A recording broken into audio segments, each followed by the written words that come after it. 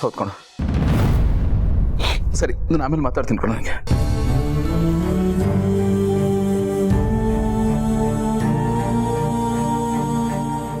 ನೋಡಿದ್ರ ಭೂಮಿಕಾ,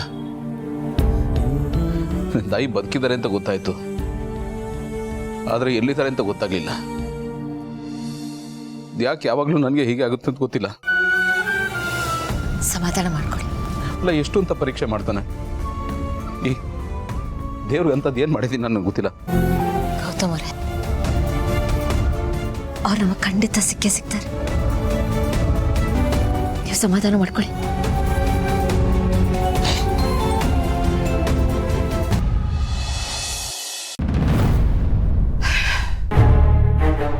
ಎಲ್ಲಣ್ಣ, ಅವ್ರಿನ್ನೂ ಬಂದಿಲ್ಲ.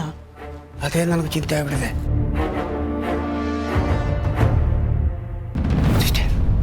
ಬಂದರು. ಗೌತಮ್, ಗೋಡನ್ ಹತ್ರ ಹೋಗಿದ್ಯಾ? ಬೆಂಕಿ ಬಿತ್ತು ಅಂತ ಹೇಳಿದ್ರು, ಯಾರಿಗೂ ಏನೂ ಆಗಿಲ್ಲ ತಾನೆ? ಇಲ್ಲಮ್ಮ, ಆ ಥರ ಗಾಬರಿ ಪಡೋಂಥದ್ದೆಲ್ಲ ಏನೂ ಆಗಿಲ್ಲ. ಶಾರ್ಟ್ ಸರ್ಕ್ಯೂಟ್ ಆಗಿ ಬೆಂಕಿ ಹತ್ಕೊಂಡಿದೆ, ಅದನ್ನ ಆರಿಸಿದ್ದಾರೆ. ನೀವು ಇನ್ ಟೈಮ್ ಕಾಲ್ ಮಾಡಿದ್ದು ಭಾಳ ಒಳ್ಳೇದಾಯ್ತಮ್ಮ. ಇದೇ ಇದ್ರೆ ಕ್ಯಾಶುಯಾಲಿಟೀಸ್ ತುಂಬ ಆಗಿರೋದು. Nothing to worry, everything is all right. ಈಗ ಸಮಾಧಾನ ಆಯಿತು. ಎಲ್ಲಿ ಏನು ಅನಾಹುತ ಆಗುತ್ತಂತ ಟೆನ್ಷನಲ್ಲಿದ್ದೆ.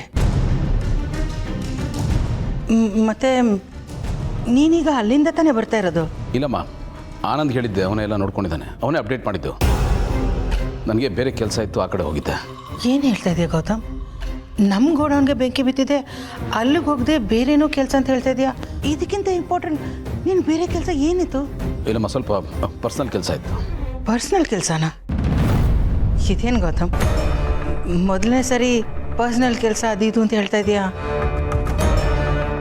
ಅಲ್ಲ, ನನ್ನ ಹತ್ರ ಹೇಳ್ಕೊಳಕ್ಕಾಗಲ್ಲ ಅಂದರೆ ಪರವಾಗಿಲ್ಲ ಬಿಡು. ಇಲ್ಲಮ್ಮ, ಅದು ಈ ಮಾನ್ಯ ತಂಗಿ ಧನ್ಯ ಫೋನ್ ಮಾಡಿದ್ಲು. ಏನು, ಅವಳು ಮತ್ತೆ ಫೋನ್ ಮಾಡಿದ್ಲ? ಈ ಮಾನ್ಯ ಸಮಸ್ಯೆ ಮುಗೀತು ಅಂದರೆ ಈಗ ಅವಳು ತಂಗಿ ಧನ್ಯ ಸಮಸ್ಯೆ ಶುರುವಾಯಿತು. ಅಲ್ಲ, ಇದರಿಂದ ನಮಗೆ ಮುಕ್ತಿ ಇಲ್ವಾ? ಇಲ್ಲಮ್ಮ, ಅದೇನೋ ನಿಮ್ಮನ್ನು ಮೀಟ್ ಮಾಡಬೇಕು, ನಿಮ್ಮ ಹತ್ರ ಮಾತಾಡಬೇಕು, ಅರ್ಜೆಂಟ್ ಅಂತ ಹೇಳಿದ್ದು, ಅದಕ್ಕೆ ಹೋಗಿದ್ದೆ. ಅಲ್ಲ, ಅವಳು ಯಾರು ಅಂತ ಗೊತ್ತಿದ್ದು ನೀನು ಅವಳನ್ನ ಮೀಟ್ ಮಾಡೋಕ್ಕೆ ಹೋಗಿದ್ಯಲ್ಲ, ನಿನಗೇನಾದರೂ ಹೆಚ್ಚು ಕಮ್ಮಿ ಆಗಿದ್ದಿದ್ರೆ ನಾವೇನು ಮಾಡಬೇಕಾಗಿತ್ತು? ನಿಮ್ಮ ಕನ್ಸರ್ನ್ ನನಗೆ ಅರ್ಥ ಆಗುತ್ತಮ್ಮ. ಅಲ್ಲಿ ಅಪಾಯ ಆಗುವಂಥದ್ದೆಲ್ಲ ಏನೂ ಇರಲಿಲ್ಲ, ಯಾವುದಕ್ಕೂ ಇರಲಿ ಅಂತ ನಾನು ಪೊಲೀಸ್ಗೆ ಇನ್ಫಾರ್ಮ್ ಮಾಡಿ ಅವ್ರನ್ನೂ ಕರ್ಕೊಂಡೋಗಿದ್ದೆ. ಹಾಗಾದರೆ ಸರಿಯಪ್ಪ. ಮತ್ತೆ ಅವಳು ನಿನಗೆ ಸಿಕ್ಕಿದ್ಲಾ? ಹಾಂ, ಸಿಕ್ಕಿದ್ಲು.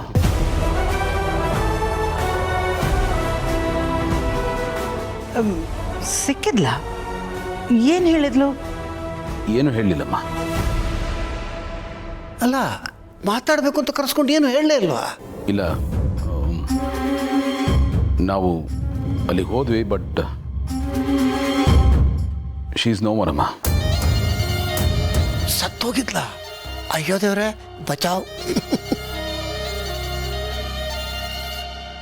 ಏನು ಹೇಳ್ತಾ ಇದೆಯಾ ಗೌತಮ್? ಹಾಂ, ಇಟ್ಸ್ ವೆರಿ ಅನ್ಫಾರ್ಚುನೇಟ್. ಯಾರೋ ಅವಳ ಮೇಲೆ ಅಟ್ಯಾಕ್ ಮಾಡಿ ಕೊಲೆ ಮಾಡಿಸಿದ್ದಾರೆ.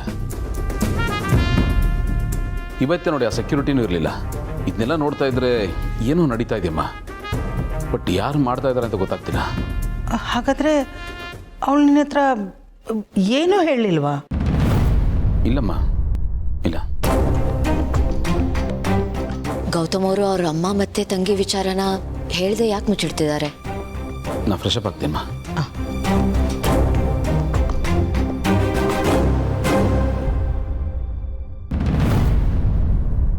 ಸಿಸ್ಟರ್, ಅಂತೂ ಬಚಾವಾದ್ವಿ.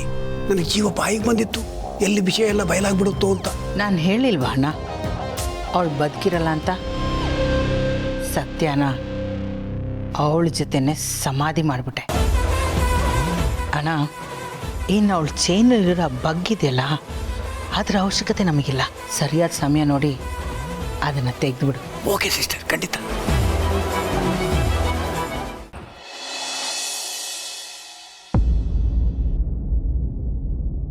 ಗೌತಮ್ ಅವರೇ, ಅತ್ತೆ ಹತ್ರ ಯಾಕೆ ಸುಳ್ಳು ಹೇಳಿದ್ರಿ? ನನಗೆ ಬೇರೆ ವಿಧಿ ಇರಲಿಲ್ಲ ಭೂಮಿಕಾ. ನನ್ನ ಸಿಚುಯೇಷನಲ್ಲಿ ನೀವಿದ್ದಿದ್ರೆ ಏನು ಮಾಡ್ತಾ ಇದ್ರಿ ಹೇಳಿ?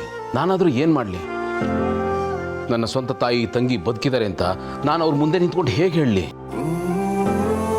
ಇಷ್ಟು ವರ್ಷ ಅವರು ನನ್ನ ಸ್ವಂತ ತಾಯಿ ಥರ ನೋಡ್ಕೊಂಡಿದ್ದಾರೆ. ಅಮ್ಮ ಇಲ್ಲ ಅನ್ನೋ ಕೊರತೆನ ನೀಗಿಸಿದ್ದಾರೆ, ಸಾಕಷ್ಟು ಪ್ರೀತಿ ಕೊಟ್ಟಿದ್ದಾರೆ. ಅಪ್ಪ ಹೋದ್ಮೇಲಂತೂ ಇಡೀ ಮನೆ ನಿಭಾಯಿಸಿದ್ದಾರೆ, ನನಗೆ ಸ್ವಂತ ಮಗನ ಸ್ಥಾನ ಕೊಟ್ಟಿದ್ದಾರೆ.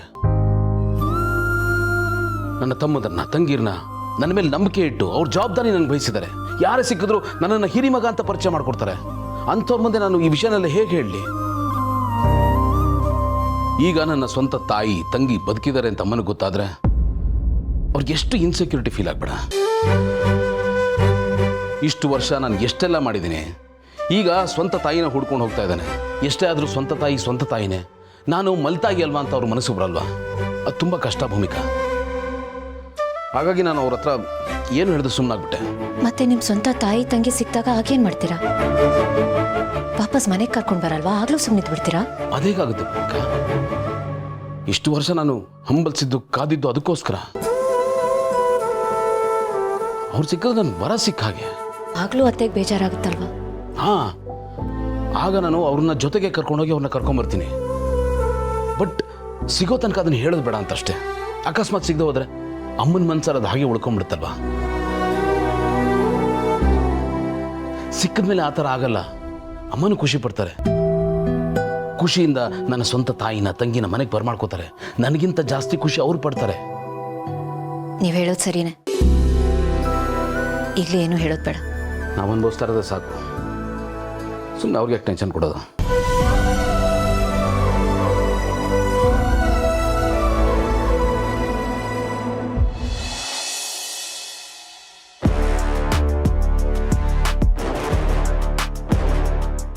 ಓಹೋ ಗುರುಗಳೇ, ಆಗ್ಲೇ ತಗೊಂಡು ಸೆಟ್ಲ್ ಆಗ್ಬಿಟ್ಟಿದ್ದೀರಾ? ಶಬಾಷ್. ಹೌದು ಕಣಪ್ಪ, ಈ ಕುಡಿಯೋದು ಒಂದು ಧಾರ್ಮಿಕ ಕ್ರಿಯೆ ಅಂತಾದರೆ ನಾನೀಗ ಧಾರ್ಮಿಕ ಕ್ರಿಯಾ ವಿಧಿವಿಧಾನಗಳಲ್ಲಿ ನಿರತರಾಗಿದ್ದೇನೆ. ಸದಾ ಧ್ಯಾನಸ್ಥರಾಗಿರ್ತೀನಿ ಕಣೋ. ಗೊತ್ತು ಹಂಗೆ ಯಾವಾಗ್ಲೂ ತೆಲಾಡ್ತಿರ್ತೀಯಲ್ಲ. ಹ್ಞೂ ಕಣಪ್ಪ, ನಾನೀಗ ಸದಾ ಧಾರ್ಮಿಕವಾಗೇ ಇರ್ತೀನಿ ಕಣೋ. ಅಂದರೆ ನಿಯಮಿತವಾಗಿ ಸ್ವಲ್ಪ ತೀರ್ಥನ ತಗೋತಾನೆ ಇರ್ತೀನಿ. ಅಕಸ್ಮಾತ್ ಸಾಕು ಖಾಲಿ ಆಯಿತು ಅಂತ ತಿಳ್ಕೊ, ನಾನು ಪಕ್ಕದ ತೀರ್ಥಕ್ಷೇತ್ರಕ್ಕೆ ಹೋಗಿ ನನಗೆಷ್ಟು ಹೊರಗೆ ಸಾಧ್ಯ ಇದೆಯೋ ಎಷ್ಟು ಹೊರಗೆ ಸಾಧ್ಯ ಇದೆಯೋ ಅಷ್ಟು ಬಾಟ್ಲ್ಗಳನ್ನು ಓದ್ಕೊಂಡ್ಬಂದು ಮನೇಲಿ ಸ್ಟಾಕ್ ಇಟ್ಕೋತೀನಿ. ಏನೇ ತಪ್ಪಿಸಿದ್ರು ಅಳಿವಯ್ಯ ಇದನ್ನೊಂದು ತಪ್ಸಲ್ಲ. ಇದೊಂಥರ ನನಗೆ ಲವ್ ಮ್ಯಾರೇಜ್ ಇದ್ದಂಗೆ ಕಣೋ. ಅಷ್ಟು ದಿಲ್ ಅನುಬಂಧ, ಬಿಡಿಸಲಾರದ ಬಂಧ ಅನ್ನು ಕರೆಕ್ಟಾಗಿ ಹೇಳಿದೆ ನೋಡು. ಬಿಡಿಸಲಾಗದ ಬಂಧ, ಅದಕ್ಕೆ ಬಿಟ್ಕೋತಾ ಇರ್ತೀನಿ. ಅಳೆಮಯ್ಯ, ಇದನ್ನು ಬಿಟ್ಟುಕೊಂಡ್ರೆ ಕಣೋ ಆತ್ಮಕ್ಕೆ ಶಾಂತಿ. ಒಂದ್ ಲೆಕ್ಕದಲ್ಲಿ ಈ ಬಾರನ್ನ ವೈನ್ ಶಾಪ್ಗಳನ್ನ ಆತ್ಮಶುದ್ಧಿ ಅಂಗಡಿ ಅಂತ ಕರಿಬಹುದು. ಈ ಸ್ವರ್ಗಕ್ಕೆ ಸೀದಾ ಕರ್ಕೊಂಡು ಹೋಗೋ ಲಿಫ್ಟ್ ಅಂದ್ರೂ ತಪ್ಪಾಗಲ್ಲ. ಈ ನಿಮ್ಮ ಪಾರ್ಟಿಗೆ ಕಾರಣ ಏನಂತ ಕೇಳಬಹುದೇ? ಗೋಡೌನ್ಗೆ ಬೆಂಕಿ ಬಿದ್ದಿದ್ದ ಖುಷಿಗ ಅಥವಾ ಅಯ್ಯೋ ದೇವರೇ ನಮ್ಮ ಗೋಡೌನಿಗೆ ಬೆಂಕಿ ಬಿತ್ತಲ್ಲಪ್ಪ ಅನ್ನೋ ದುಃಖಕ್ಕ? ಅಳೆಮಯ್ಯ, ನನಗೆ ಯಾವ ಥರದ ದುಃಖವಾಗಲಿ ಸಂತೋಷವಾಗಲಿ ಇಲ್ಲ. ನಾನೊಂಥರ ನಿರ್ಲಿಪ್ತ ಮನುಷ್ಯ. ಸುಖ ಸಂತೋಷಗಳನ್ನ ಎರಡು ಸಮನಾಗಿ ತಗೋತೀನಿ. ನಾನು ಎಲ್ಲವನ್ನೂ ಸೂಕ್ಷ್ಮವಾಗಿ ಗಮನಿಸ್ತೀನಿ, ಆದರೆ ಯಾವುದನ್ನು ಒಳಗೆ ಬಿಟ್ಟುಕೊಳ್ಳಲ್ಲ. ಎಣ್ಣೆ ಒಂದು ಬಿಟ್ಟು ಮತ್ತ್ಯಾಕೆ ಗೋಡೌನಿಗೆ ಬೆಂಕಿ ಹಚ್ಚಿಸ್ದೆ? ಅಲ್ಲ, ಅಷ್ಟು ಅರ್ಜೆಂಟಲ್ಲಿ ಗೋಡೌನಿಗೆ ಬೆಂಕಿ ಹಾಕು ಅಂತ ಹೇಳಿದೆ ಅಂದರೆ ನಿನ್ನ ಬುಡಕ್ಕೂ ಎಲ್ಲ ಒಂಚೂರು ಬಿಸಿ ತಾಕಿದೆ ಅಂತ ತಾನೇ ಅರ್ಥ. ಏನದು? ಇದೇನು ಸಾಗಿ ನೋಡ್ತಾ ಇದೆಯಾ? ನಿನ್ನೆ ಕೇಳ್ತಾ ಇರೋದು ಹೇಳು. ಅಲ್ಲ, ನನಗೆ ಗೊತ್ತಿಲ್ಲದೆ ಇಲ್ಲಿ ಏನು ನಡೀತಾ ಇದೆ ಅಥವಾ ನೀವುಗಳೆಲ್ಲ ಏನು ನಡೆಸ್ತಾ ಇದ್ದೀರಾ ಅಂತ. ಅಲ್ಲ, ನೀನು ಮನೇಲಿರಲಿಲ್ಲ, ಮಾಮೂ ಮನೇಲಿರಲಿಲ್ಲ, ಆಫೀಸಿಂದ ಬಿಗ್ ಬ್ರೋ ಎಮರ್ಜೆನ್ಸಿ ಅಂತ ಬೇಗ ಹೊರಟ, ಆ್ಯಂಡ್ ಇಲ್ಲೂ ಭೂಮಿಕಾ ಹೋಗಿ ಅಣ್ಣನ ಜಾಯ್ನ್ ಆದ್ಮೇಲೆ ಇಬ್ಬರು ಸೇರಿಕೊಂಡು ಕನಕಪುರ ರೋಡ್ಗೆ ಹೋದ್ರು. ಏನಾಗ್ತಿದೆ ಅಂತ ತಿಳ್ಕೊಳ್ಳೋಕ್ಕೆ ನಿನಗೆ ಅಷ್ಟು ಸಾರಿ ಕಾಲ್ ಮಾಡೋದು, ನೀನು ಕಾಲ್ ರಿಸೀವ್ ಮಾಡಲಿಲ್ಲ. ಸೊ ವಾಟ್ ಐ ಫೀಲ್ ಅಲ್ಲ, it is exactly something is fishy. ಏನೋ ಇಲ್ಲಿ ನಡೀತಿದೆ, ಅದು ಏನು ಅಂತ ಗೊತ್ತಾಗ್ತಿಲ್ಲ ನನಗೆ.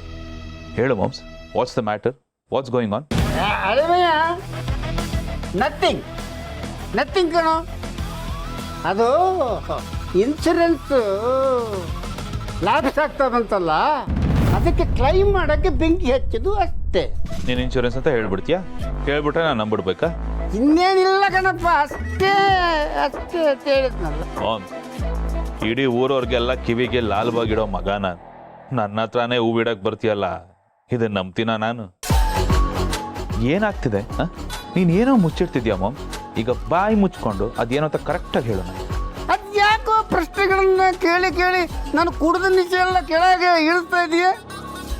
ಇಲ್ಲ ಅಂದ್ರೆ ಇಲ್ಲ, ಏನು ಇಲ್ಲ ಅಷ್ಟೇ. ಅಳೆಮಯ್ಯ, ಇದು ನನ್ನ ಮತ್ತೆ ನಿನ್ನ ಅಮ್ಮನ ಮಧ್ಯದ ವಿಷಯ. ಜಾಸ್ತಿ ಪ್ರಶ್ನೆ ಕೇಳಬೇಡ, ಸುಮ್ಮನೆರು.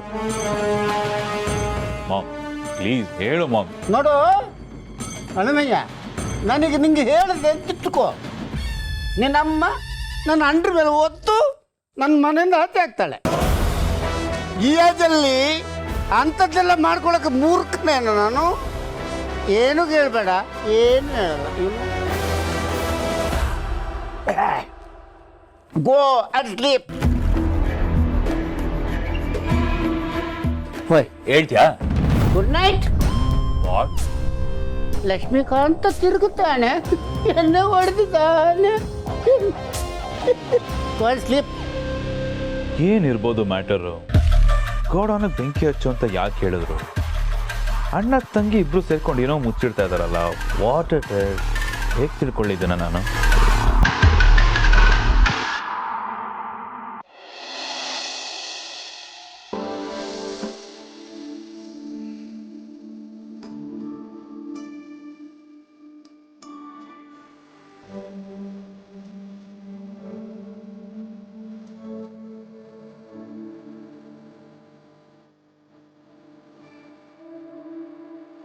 ಪುಟ್ಟಿ, ಇನ್ನೂ ಆಟ ಆಡ್ ಮುಗ್ದಿಲ್ವಾ ನಿಂದು? ಅಮ್ಮ ಅದ್ಬಿಡು, ನಿನ್ ಕಾಲಲ್ಲಿ ಮಚ್ಚೆ ಇದೆಯಲ್ವಾ?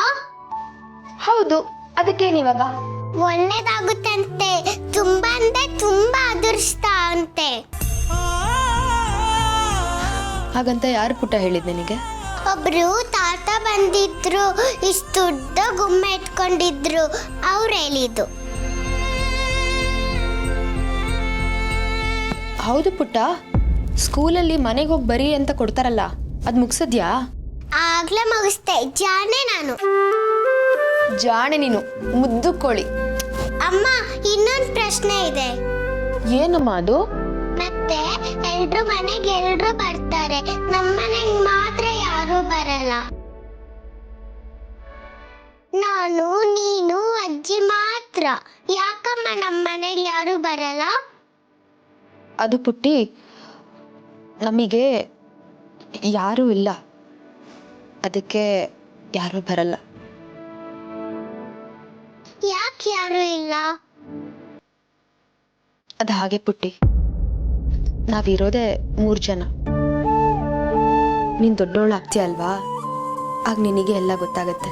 ನನ್ನ ಫ್ರೆಂಡ್ಸ್ಗೆ ಎಲ್ಲ ಅಜ್ಜಿ, ತಾತ, ಚಿಕ್ಕಮ್ಮ, ಚಿಕ್ಕಪ್ಪ ಎಲ್ಲರೂ ಇದ್ದಾರೆ, ನನಗೆ ಮಾತ್ರ ಯಾರು ಇಲ್ಲ. ಅದೇ ಬೇಜಾರು. ನನಗೂ ಅದೇ ಬೇಜಾರು ಕಂದ. ನಮ್ಮವರೆಲ್ಲ ಎಲ್ಲಿದ್ದಾರೆ? ಇದಾರೋ ಇಲ್ವೋ? ಇದ್ರೆ ಯಾಕೆ ಹುಡ್ಕೊಂಡ್ ಬರ್ತಿಲ್ಲ? ನಾವೆಲ್ಲ ಅವರಿಗೆ ಬೇಡವಾದವ್ರ? ಎಷ್ಟೊಂದು ಪ್ರಶ್ನೆಗಳಿದೆ. ನನ್ ಯಾವ ಪ್ರಶ್ನೆಗೂ ಉತ್ತರ ಮಾತ್ರ ಸಿಕ್ಕಿಲ್ಲ. ಇನ್ನು ನಿಮ್ಮಪ್ಪ, ಅವ್ರಿಗೆ ಏನು ಅವಸರ ಆಯ್ತೋ ಏನೋ, ನಮ್ಮನ್ನೆಲ್ಲ ಬಿಟ್ಟು ಬೇಗ ದೂರ ಹೊಟ್ಟೋದ್ರು. ಒಟ್ಟಿನಲ್ಲಿ ಈ ಕಷ್ಟಗಳೇ ನಮಗೆ ನೆಂಟರು ಇಷ್ಟರು ಎಲ್ಲ. ಕಷ್ಟಕ್ಕೆ ನಮಗೆ ಬಿಟ್ಟು ಹೋಗೋದು ಇಷ್ಟನೇ ಇಲ್ಲ ಅನ್ಸುತ್ತೆ. ಬೇಡ ಬೇಡ ಅಂದರೂ ನಮ್ಮ ಜೊತೆಲೇ ಇರುತ್ತೆ. ಇರ್ಲಿ ಬಿಡು, ಇದೆಲ್ಲ ಇವಾಗ ನಿನಗೆ ಅರ್ಥ ಆಗಲ್ಲ. ಆಗ್ಲೇ ಹೇಳ್ದಾಗೆ ನೀನ್ ದೊಡ್ಡೋಳು ಆಗ್ತೀಯ ಅಲ್ವಾ, ಆಗ ನಿನಗೆ ಗೊತ್ತಾಗತ್ತೆ. ಸರಿನಾ?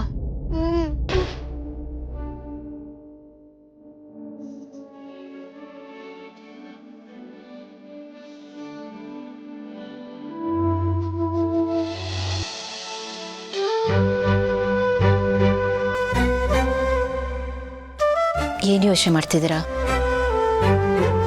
ಆ ಹುಡುಗಿ ಬಗ್ಗೆ ಪಾಪ ಹುಡುಗಿ ನಮಗೇನೋ ಹೇಳಬೇಕು, ಮೀಟ್ ಮಾಡಬೇಕು ಅಂತ ಎಷ್ಟೆಲ್ಲ ಪ್ರಯತ್ನ ಪಟ್ಲು.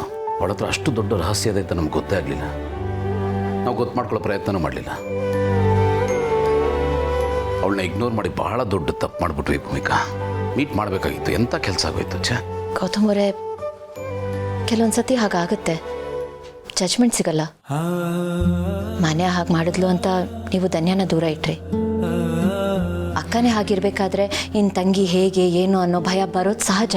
It's human tendency. ನಾವು ಈಗ ಅದ್ರ ಬಗ್ಗೆ ತಲೆ ಕೆಡಿಸ್ಕೋಬಾರ್ದು. ಆ ಹುಡುಗಿ ಹೇಳಿದ್ಲಲ್ಲ, ನನ್ನ ಪ್ರಾಣಕ್ಕೆ ಅಪಾಯ ಇದೆ ಅಂತ. ಅದು ಯಾರಿಂದ ಆಗಿರ್ಬೋದು? ನನಗೂ ಗೊತ್ತಾಗ್ತಾ ಇಲ್ಲ ಭೂಮಿಕಾ. ಮೊದಲು ಅದನ್ನು ತಿಳ್ಕೋಬೇಕು. ಅಲ್ಲಿ ಯಾರು ಬಂದಿದ್ರು, ಯಾರು ಹೋದ್ರು. ದುರಾದೃಷ್ಟಕ್ಕೆ ಇವತ್ತು ಆ ಸೆಕ್ಯೂರಿಟಿ ಗಾರ್ಡ್ ರಜಾ ಹಾಕಿದಾನೆ. ಪಾಪ ಆ ಹುಡುಗಿ ಸತ್ಯ ಹೇಳಕ್ಕೆ ಅಂತ ಬಂದು ಅನ್ಯಾಯವಾಗಿ ಜೀವ ಕಳ್ಕೊಂಡ್ಳು. ಪಾಪ, ಅವಳ ಪ್ರಾಣ ಕಳ್ಕೊಂಡು ನಮ್ಗೆ ಹೋಪ್ಸ್ ಕೊಟ್ಟು ಹೋದ್ರು. ನಿನ್ನ ತಂಗಿ, ನಿಮ್ಮಮ್ಮ ಇನ್ನೂ ಇದ್ದಾರೆ ಅನ್ನೋದು ಸತ್ಯ ಹೇಳಿದ್ರು. ನಿಜ. ಇಷ್ಟು ದಿವಸ ಅವರು ಇದ್ದಾರೋ ಇಲ್ಲವೋ ಅಂತ ಅನ್ಕೊಂಡಿದ್ದೆ. ಬಟ್ ಈಗ ಅವ್ರು ಇದ್ದಾರೆ ಅಂದಮೇಲೆ ಖಂಡಿತ ಹುಡುಕಿಸ್ಲೇಬೇಕು.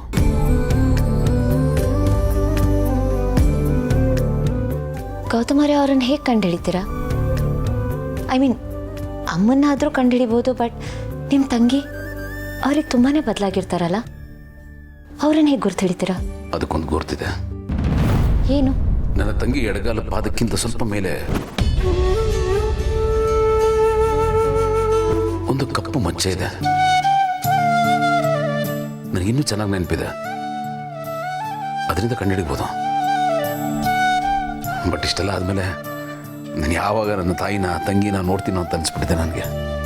ಚಿಂತೆ ಮಾಡಬೇಡಿ, ಆದಷ್ಟು ಬೇಗ ನೀವು ಅವ್ರು ನೋಡ್ತೀರ. ಆ ನಂಬಿಕೆ ನನಗಿದೆ.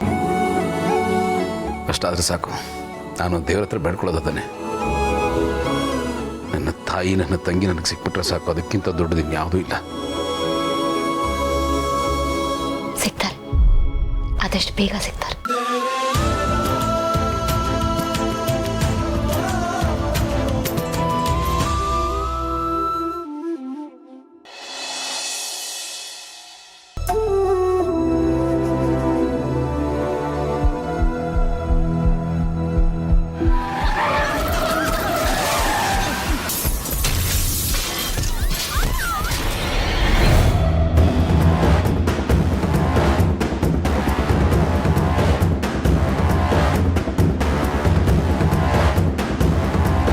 ಗುಂಡು ಗುಂಡು ಗುಂಡು.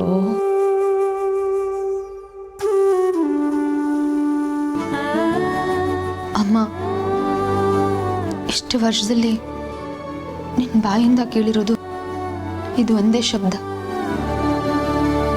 ನೀನು ಹೀಗೆ ಗುಂಡು ಗುಂಡು ಅಂತ ಕನ್ವರ್ಸ್ತಿರ್ತೀಯಲ್ಲ, ಯಾರಮ್ಮ ಅದು ಗುಂಡು?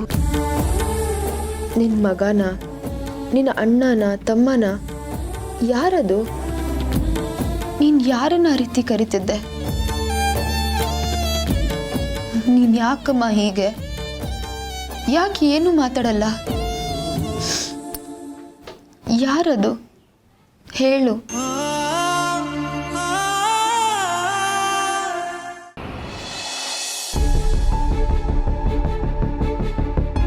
ನನ್ನ ತಾಯಿ ತಂಗಿ ಸತ್ತಿಲ್ಲ, ಅವರನ್ನ ಬದುಕಿದ್ದಾರೆ.